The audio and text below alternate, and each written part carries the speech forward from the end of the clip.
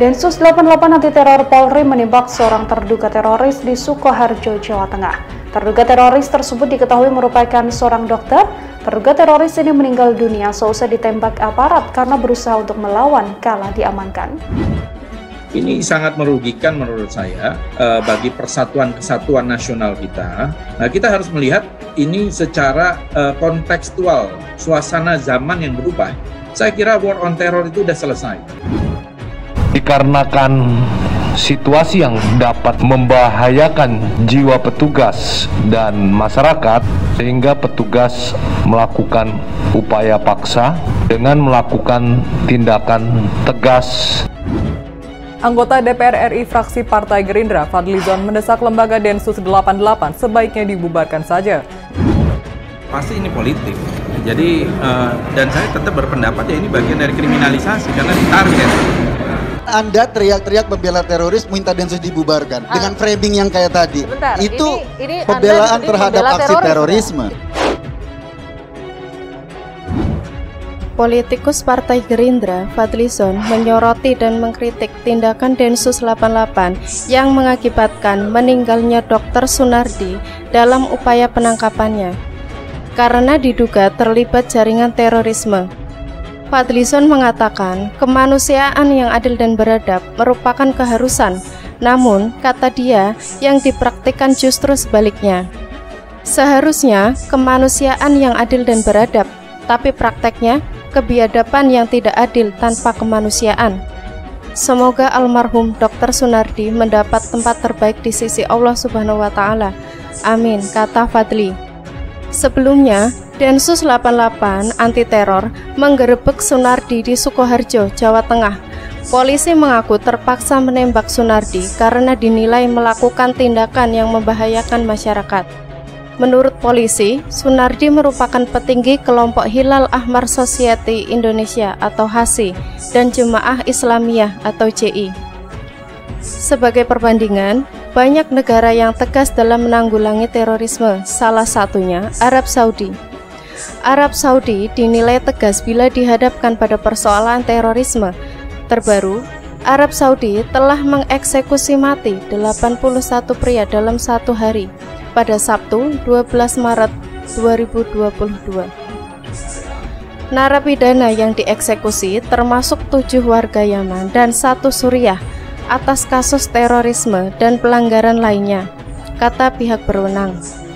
Orang-orang ini berjumlah 81 orang dihukum karena berbagai kejahatan termasuk membunuh pria, wanita, dan anak-anak yang tidak bersalah, kata Kementerian Dalam Negeri dalam sebuah pernyataan dikutip dari CNB Indonesia pada Senin 14 Maret 2022. Pejabat itu menjabarkan puluhan narapidana yang dieksekusi mati itu memiliki kaitan dengan ISIS, Al-Qaeda, kelompok pemberontak Houthi di Yaman, atau sel-sel teror lainnya. Beberapa terdakwa merencanakan serangan terhadap situs-situs ekonomi vital di Saudi. Kejahatan yang dilakukan oleh orang-orang ini juga termasuk berjanji setia kepada organisasi teroris asing seperti ISIS atau negara Islam, Al-Qaeda, dan Houthi, tegasnya. Ketegasan Arab Saudi ini menjadi perdebatan di media sosial, terutama ketika dikaitkan dengan kematian Dr. Sunardi yang tewas ditembak mati oleh Densus 88. Hal itu sebagaimana diungkapkan oleh akun @tukangrosok yang mengatakan bahwa Arab Saudi menjadi negara yang tegas dan tidak memberikan toleransi terhadap pelaku terorisme. Sangat berbeda dengan Indonesia yang terlalu sering mempermasalahkan hal yang sebenarnya sudah tepat dilakukan, seperti yang terjadi pada Dr. Sunardi. Teroris dihukum mati di Arab Saudi adalah hal yang biasa. Kalau di Indonesia, teroris mati satu saja, monyet pada berisik, ujarnya. Pernyataan tersebut kemudian direspon oleh netizen lain yang mengatakan bahwa mereka yang sering meributkan apa yang terjadi pada Dr. Sunardi adalah lebih galak dari teroris itu sendiri. Monyetnya lebih galak daripada teroris, ujar akun @bengkeltanahon. Seperti diketahui, Komisi Nasional Hak Asasi Manusia atau Komnas HAM bakal memanggil Datasemen Khusus atau Densus 88 terkait meninggalnya Dr. Sunardi. dalam upaya penangkapannya karena diduga terlihat jaringan terorisme. Pihak kepolisian mengklaim Sunardi melakukan perlawanan ketika disergap sebab membahayakan nyawa petugas dan warga sekitar. Polisi pun melepaskan tembakan untuk melumpuhkan sasarannya. Komisioner Komnas HAM Khairul Anam menyebut tujuan pemanggilan untuk mengetahui segala sesuatu mengenai tewasnya terduga teroris tersebut. Kami berencana minggu depan kami akan meminta keterangan kepada pihak kepolisian, khususnya kepada pihak Densus 88. Ujar Khairul pada Minggu 13 Maret 2022. Komnas HAM memberi perhatian khusus terhadap kasus ini. Makanya saat ini dia sedang mengumpulkan berbagai informasi dari berbagai kalangan meski belum cukup mendalam. Selain itu, IDI Sukoharjo dan rekan Dr. Sunardi sudah berkomunikasi dengan Komnas HAM untuk monitoring kasus yang menimpa Sunardi.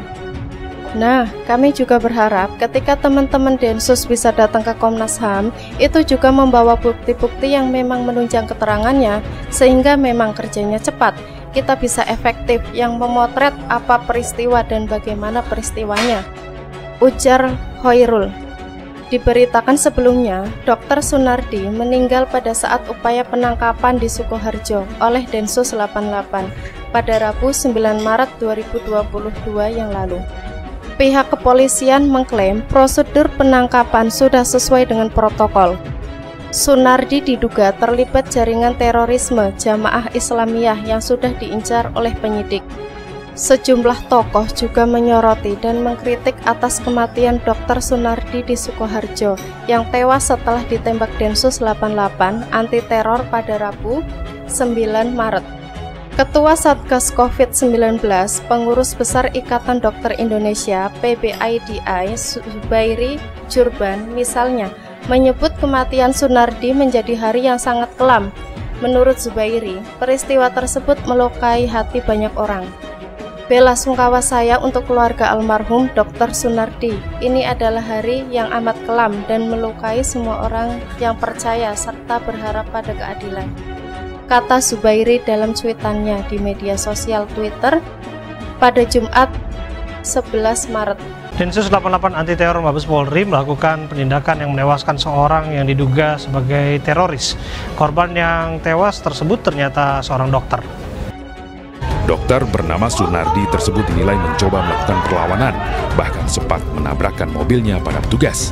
Berapa lama sih yang dibutuhkan untuk menerima paham ini dan kemudian tergerak bergabung dengan kelompok teror? Jadi tidak lama. Kalau seperti saya ini memahamkan orang itu cukup hanya 2 jam saja.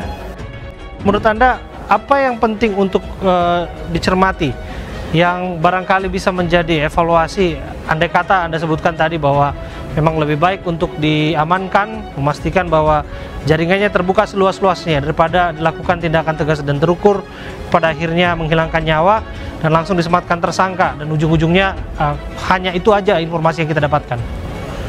Ya, jadi istilah terukur itu kan menurut versi Densus. Terukur yang dimaksud itu tidak bisa diterima oleh masyarakat. Ya, situasi di lapangan kan pasti berbeda. Kita kan melihatnya hanya dari apa yang kita baca, apa yang kita ketahui. Dalam situasi seperti itu, sebagai manusia biasa, tentu saja mereka berusaha menghentikan upaya-upaya perlawanan itu. Artinya kita jangan membuat asumsi-asumsi seolah-olah kita itu berada di sampingnya Pak Sunar. Kenapa ini kita lakukan dan mesti tegas? Begitu kita toleran Bapak Ibu. Itu menggurita. Siapa sih yang tidak dimasukin mereka? Terukur bagaimana? Itu kan jarak dekat, kok tembak mati. Kan Densus bisa mengukur diri. Kalau jaraknya jauh antara petugas dengan korban Sunardi, tentu itu bisa istilahnya, wah ini karena jaraknya jauh dan takut membahayakan petugas, ya tembak kepala bagian atas saja. Ini kan jaraknya dekat kan dari kabin belakang. Kalaupun kita benar ya, kabin belakang dari semua Densus mengepung mobil itu. Ya sangat gampang sekali melumpuhkan yang bersangkutan. Toh gini, kalaupun nggak mau dituduh janggal, sudahlah baik-baik datangi ke rumahnya, diborgol, diperiksa dengan baik-baik. Toh dia itu orang yang jelas identitasnya dan masyarakat kenal kok, dari Sukoharjo sampai Jakarta kenal beliau adalah aktivis kemanusiaan yang sudah malang melintang selama ini di dunia internasional. Jadi bukan orang liar. Saya kira sangat mudah sekali bagi aparat untuk dengan baik-baik menghadapi orang seperti ini. Tidak perlu dengan cara kekerasan yang berlebihan seperti itu. Dalam situasi seperti itu, sebagai manusia biasa, tentu saja mereka berusaha menghentikan upaya-upaya perlawanan itu. Artinya kita jangan membuat asumsi-asumsi seolah-olah kita itu berada di sampingnya Pak Sunardi gitu. Atau kita seolah-olah berada di sampingnya petugas dari Densus. Kita tidak bisa melakukan asumsi-asumsi lalu membuat agitasi terhadap tengah masyarakat seolah-olah kita ini adalah sudah kebenaran yang mutlak. Ini semua tidak seperti apa yang kita bayangkan karena situasi overmass ini kan memang sudah sering terjadi. Dan Densus sendiri sudah ribuan yang ditangkap dan tidak semuanya juga mati. Bukan berarti saya menganggap kematian itu sesuatu yang sederhana ya. Dikarenakan situasi yang dapat membahayakan jiwa petugas dan masyarakat, sehingga petugas melakukan upaya paksa dengan melakukan tindakan tegas terukur dengan melumpuhkan tersangka.